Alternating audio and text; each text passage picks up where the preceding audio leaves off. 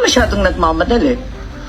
We are going, unang-una ma'am, ang reglementary period, mamalasin naman kami pag hindi namin ginawa ang trabaho Bakit? namin.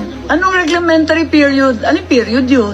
The Article Dahil sinabi na 125, nga ni Executive Director sa ating PCTC, na diffusion lang naman yun eh. Wala nga commitment pinag-uusapan dun eh. Wala nga red notice, pambira eh.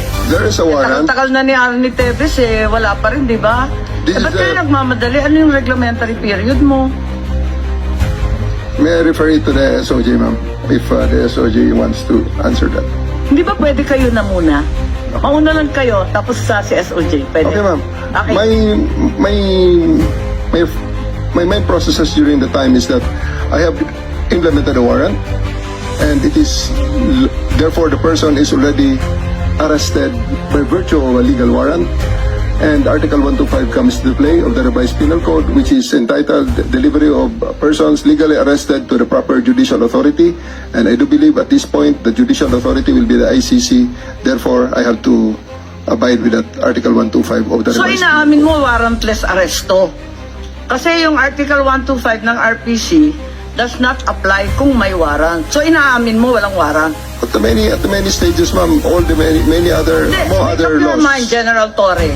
Warrantless arrest ba to o may warrant? Kasi ang liwanag naman ng Article 125 eh, ng revised penal. I do believe that I have a warrant at this time. I just don't want to be... Di walang reglementary period. Mamili ka. Kapag warrantless arrest, edi may period. Kapag may warrant, walang period. Just the same, ma'am, I have to deliver Hindi him to the pareho judicial yun, proper authority. kapatid.